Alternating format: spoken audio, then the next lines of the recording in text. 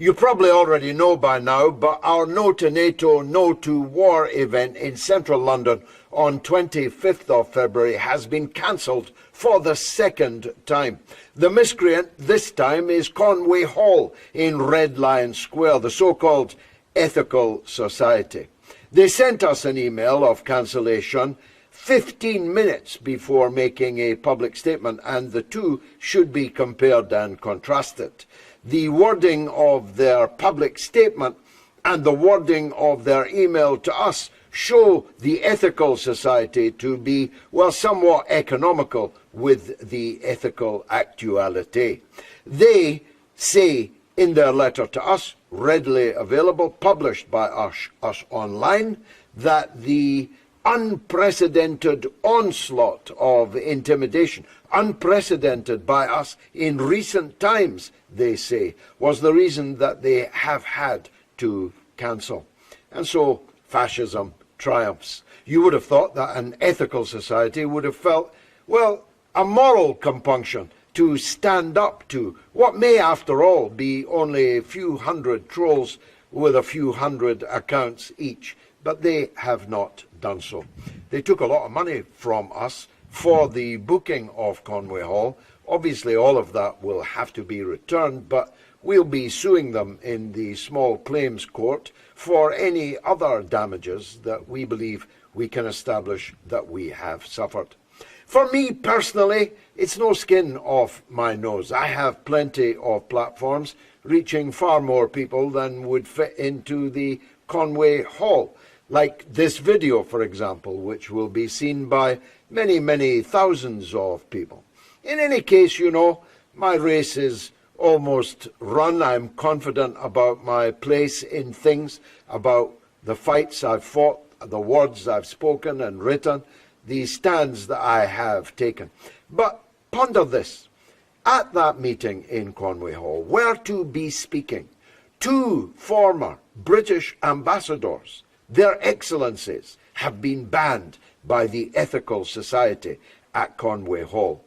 Two serving members of the European Parliament have been banned by the Ethical Society, Conway Hall. Two former British members of Parliament with more than 40 years of service in the British Parliament between us.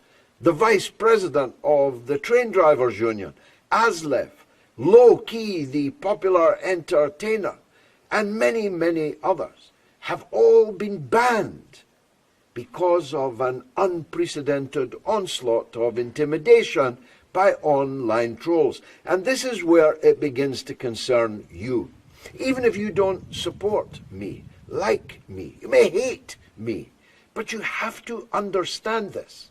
This cancel culture will one day perhaps be visited on you, certainly perhaps on causes that you support. If you think this cancel culture stops with me, then you're making a very grave mistake. And you need to ask yourself, is this the Britain that we want to live in, where censorship and shadow banning and deplatforming and cancellation of public meetings becomes the norm? Is that what our fathers and grandfathers fought for in the Second World War? Is that what we bled for? Is that what we stood for? Is that what we now stand for? We're people who disagree with our country's wars, disagree with the war alliances in which our country is in, are to be banned and silenced. And I was comparing this with what I experienced back in 2002 and 2003 in the run-up to the Iraq War. And it shows how much worse things have become. I was on television and radio almost every day in the run-up to the Iraq War and in its immediate aftermath. Not because the television companies liked what I had to say, but they recognized that what I was saying was something that was supported by a significant number of people in Britain. And they felt a duty, an obligation, in some cases in the BBC, an obligation by charter, to reflect all the views that were present in a matter of public controversy in Britain. Compare that to today.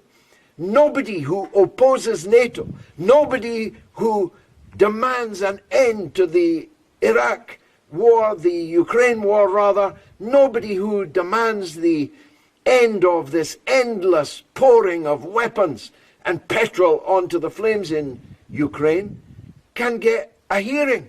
Not on TV, not on radio, not in the newspapers, and now not even in the halls of the Ethical Society in Red Lion Square. This shows that the state and its ideology is weaker than it was before.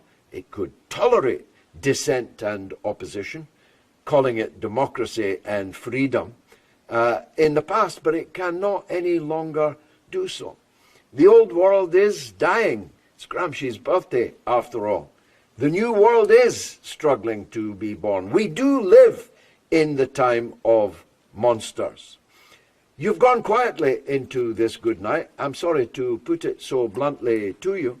You've gone quietly into this period in which dissent, in which disagreement can be criminalized, can be ostracized, can be deplatformed at any minute by big tech, by the government, or even at the behest of online trolling.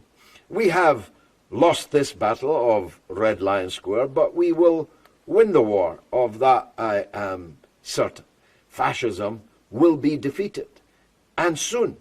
It's just a pity that the British people will have had this time so little to do with it. I'm George Galloway. I'm no to NATO, no to war.